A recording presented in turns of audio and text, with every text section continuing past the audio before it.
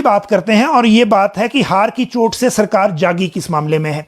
और ये हम इसलिए आपको एक सेटिस्फेक्शन के साथ बता रहे हैं क्योंकि हमें जब भी मौका लगा, आप लोग जानते हैं, चाहे जेबीटी हो, चाहे जेओएआईटी हो, चाहे पीईटी की बात हो, चाहे आयुर्वेदिक फार्मासिस्ट की बात हो, हमने जब भी जिससे भी मौका लगा, चाहे वो मंत्री हो, चाहे वो मुख्यमंत्री हो, या फिर जो अफसर हैं वो हों, हमने हर स्तर पर यह बात उठाई है कि जो कोर्ट में भर्तियां फंस रही हैं उसमें सरकार के अपने डिपार्टमेंट्स की ढील है।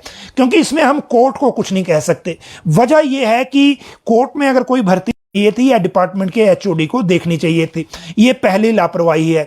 दूसरी लापरवाही है वकीलों के स्तर पर, जो सरकारी वकील हैं। और जेबीटी के केस में तो हम 2-3 हीरिंग ऐसी भी देख चुके हैं जहां वकीलों ने ये बोल के अगली डेट ली कि उन्हें यहां शिमला से बाहर कहीं काम है, आउट स्टेशन जाना है, इसलिए जो जज साहब हैं वो अगली डेट उन्हें दे दें। इस लेवल तक की लापरवाही भी जेबीटी के केस में हुई है। तो ये जो सारे मामले हैं, हार की चोट से सरकार जागी है। अब एक बहुत बड़ा फैसला हुआ है सरकार के स्तर पर, और ये फैसला ये हुआ है कि 1 महीने के अंदर जो भी कोर्ट में केस फंसे हैं, और अभी जो केस फंसे हैं कोर्ट में वो जेबीटी सबसे पहले है, क्योंकि जेबीटी 2017 की भर्तियां भी फंसी हुई हैं कोर्ट में। और ये विभागों के जो सेक्रेटरी हैं, या फिर जो विभाग हैं उनको, या फिर जो वकील हैं जो ये पैरवी करते हैं इन मामलों की, उनको देखना चाहिए कि सरकार की कितना बड़ा नुकसान जो है वो चुनाव में इस कारण हुआ है। और हम इसको इसलिए कनेक्ट करके बता सकते हैं आपको कि ये चुनाव में नुकसान हुआ है क्योंकि इनसे रिलेटेड जो लोग थे उन्होंने सोशल मीडिया पे ओपनली कहा कि वो इस बार नोटा की तरफ को जाएंगे, और ये भी कहा कि एक जेबीटी का परिवार 5 वोट का टारगेट लेगा जो सरकार को जाने से रोका जाएगा। तो इस तरह का कैंपेन छेड़ा गया सोशल मीडिया पे।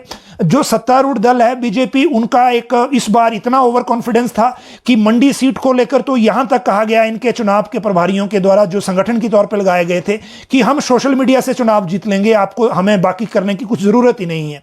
और इवन कि हमें कांग्रेस ने जो डिस्प्ले एड्स जारी की मीडिया में, अखबारों में, उनको भी काउंटर करने की जरूरत नहीं है, हम सोशल मीडिया से चुनाव जीत लेंगे। लेकिन ऐसे ही जो चैंपियन बने हुए थे, इनको ये नहीं दिखा कि सोशल मीडिया पर जो जेबीटी वाले और जेओएआईटी वाले जो कैंपेन चला रहे हैं उसको काउंटर कैसे करना था।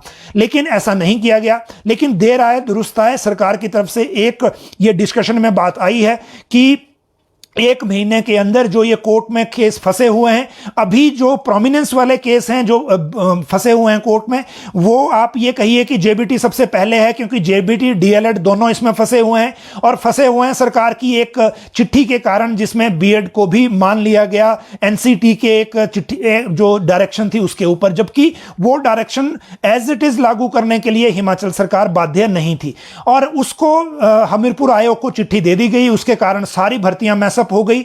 ना केवल कमीशन वाली भर्ती, बल्कि जो बैच वाइज भर्ती है वो भी उसमें उलझ गई।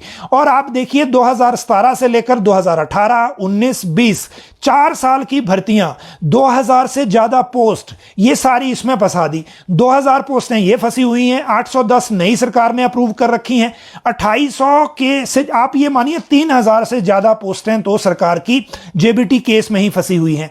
और इस केस के कारण पिछले 1 साल हो गया जब सरकार ने ये तय कर रखा है कि हमने स्टैंड क्लियर कर रखा है कि हमने प्री प्राइमरी या प्राइमरी तक हमने केवल डीएलएड और यही लेने हैं, जेबीटी ही लेने हैं, और जो बीएड हैं वो अपर प्राइमरी में लेने हैं। लेकिन डिसीजन होने के बावजूद जो सरकारी जो वकीलों का तंत्र है एक, वो जो केस है वो फिर हाई कोर्ट में तब से चल रहा है। और जैसा मैंने आपको बताया, इसमें कई बार ऐसा हुआ कि सरकार की तरफ से जवाब टाइम पे नहीं दिया गया। जब जवाब टाइम पे गया तो कई बार ये कहा गया कि वकील साहब को कहीं जाना था तो उन्होंने अगली डेट ले ली, और ऐसा कई चीजें हो गई इसमें। अब सामने आई है बातें, और इसके बाद एक तो मुख्यमंत्री कार्यालय ने पहले वकीलों की जो बैटरी है उसको बुलाया है, और ये बैठक भी 1-2 दिन में हो जाएगी, और उसके बाद पता लगेगा कि वो क्या आगे कहते हैं और क्या स्टेज बताते हैं कोर्ट में, केसेस की स्टेज क्या है। लेकिन एक बात बात कही गई है चीफ सेक्रेटरी के स्तर पे, जिम्मेदारी इसमें कही गई है कि वो समीक्षा इसका रिव्यू करें और खुद तय करें। मुख्य सचिव ने खुद 1 महीने की डेडलाइन तय की है सभी विभागों के लिए, जो भी कोर्ट में भर्तियां फंसी हैं उनके लिए, क्योंकि रोजगार प्रमुख मसला है। उन्होंने आज कंफर्म भी किया कि एम्प्लॉयमेंट के मामले में जो लापरवाही है वो बख्शी नहीं जाएगी। आप ये देखिए कि आज जो विक्रमादित्य सिंह हैं, जिनकी माताजी जीत गई हैं मंडी की संसदीय सीट, और जो सरकार को ऊपर एक बहुत बड़ा प्रश्न चिन्ह जिसके कारण खड़ा हुआ है, उन्होंने आज अपने सोशल मीडिया के जरिए ये पोस्ट डाली कि जो JOAIT के जो लोग हैं वो आके उनको हॉली लॉज में मिले। अब जब देखिए ये होता है जब विपक्ष जो है वो मौका उठाता है, जब सरकार जो है वो लापरवाही दिखाती है या सरकारी विभाग टाइम पे अलर्टनेस नहीं दिखाते। तो कल उन्होंने JOAIT वालों को जो है हॉली लॉज बुलाया है, वो कभी भी कल जाके बातचीत कर सकते हैं।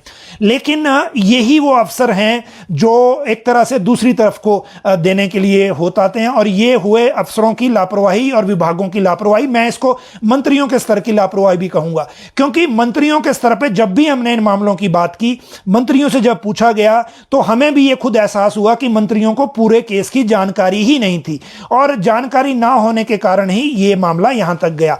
अब जो अच्छी बात यह है, चाहे देर से ही सही, लेकिन अच्छी बात यह है कि 1 महीने के अंदर डेडलाइन फिक्स हुई है। अब चाहे वो JOAIT का केस हो, चाहे JBT का केस हो, चाहे PET का केस हो, चाहे आयुर्वेदिक फार्मासिस्ट का केस हो। हालांकि आयुर्वेदिक फार्मासिस्ट वाले में स्टे नहीं लगा है, लेकिन वो भी कोर्ट में गया हुआ है।